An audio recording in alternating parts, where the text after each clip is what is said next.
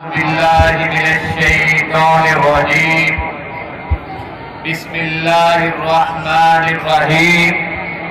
ما كان محمد أبا أحد من رجالكم وآله وسلم أنا خاتم النبيين لا نبي بعدي ولا رسول بعدي ولا کتاب بعدی ولا امت بعدی.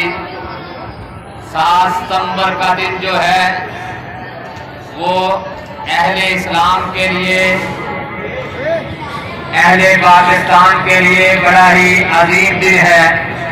اس دن وہ لوگ جو نبی رحمت جناب محمد الرسول اللہ صلی اللہ علیہ وآلہ وسلم کی ختم نبوت کے چور تھے، جنہوں نے آقا کائنات کے بعد مرزا غلام احمد قادیانی کو اپنا نبی بنا لیا تھا، اور نبی کریم جناب محمد الرسول اللہ صلی اللہ علیہ وآلہ وسلم کے تاج کو مرزا غلام احمد کے سر پہ سجانے کی کوشش کی تھی.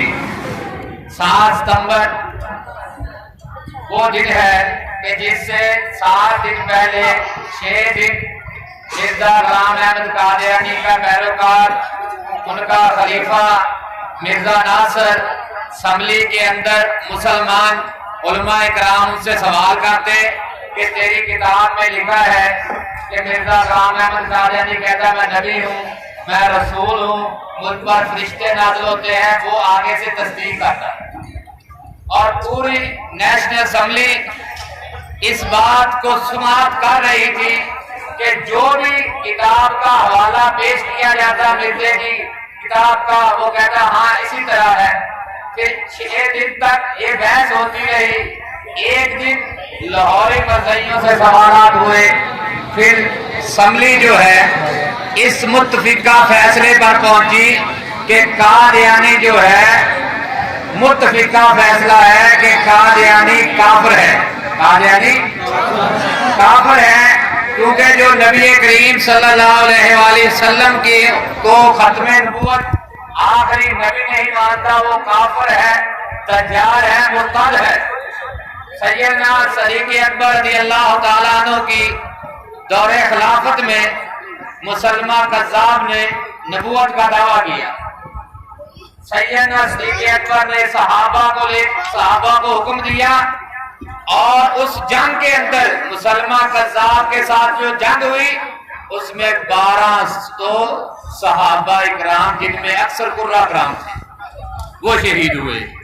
تو جو بھی رسول اللہ صلی اللہ علیہ وسلم کے بعد نبوت کا دعویٰ کرے گا، وہ مرزا غلام احمد قادیانی ہو، وہ سجا بنت حارث ہو، جو بھی ہو، مسلمہ کذاب ہو، بغیر دلیل کے وہ کافر ہے، وہ دجال ہے. دلیل کی ضرورت نہیں. قرآن کریم کے اندر 110 آیات کریمہ ہے جس میں رب العالمین نے ختم نبوت کو ذکر فرمایا، اور 210 احادیث صحیحہ ہے، صحیح حدیثیں ہیں جس میں نبی کریم صلی اللہ علیہ وآلہ وسلم کی ختم نبوت کا ذکر ہے. اور اہل حدیث وہ لوگ ہیں جنہوں نے سب سے پہلے مرزا غلام احمد قادیانی پر کفر کا فتویٰ دیا. آپ کے اسلاف نے، آپ کے بڑوں نے سب سے پہلے مرزا غلام احمد قادیانی پر جس نے کفر کا فتویٰ لگایا وہ مولانا محمد حسین بٹالوی رحمۃ اللہ علیہ.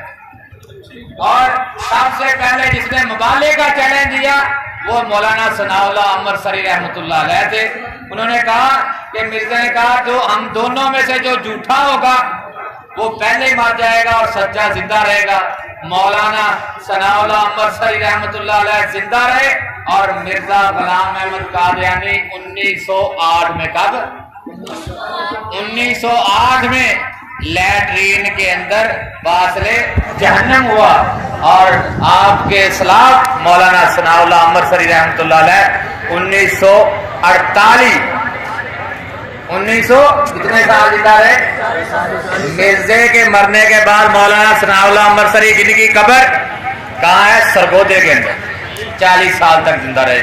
یہ آپ حقیقی طور پہ اہل حدیث ختم نبوت کے بعد سے، کیونکہ اہل حدیث دنیا کی وہ طاقت ہے کہ جو نبی کی بات کو بھی آخری مانتے ہیں، نبی کی ذات کو بھی آخری مانتے ہیں. بعض لوگ نبی کی ذات کو تو آخری مانتے ہیں لیکن نبی کی بات کو آخری نہیں مانتے. اہل حدیث وہ گروہ ہے جسے اللہ تعالیٰ نے یہ عزت عطا فرمائی ہے، لیکن نبی کریم صلی اللہ علیہ وآلہ وسلم کی بات کو بھی آخری مانتے ہیں اور آپ کی ذات کو بھی آخری مانتے ہیں. اللہ رب العزت سے دعا ہے کہ اللہ تعالیٰ ہمیں ختم نبوت کے کام کے لیے منتخب فرمائے. وآخر دعوانا الحمدللہ رب العالمین.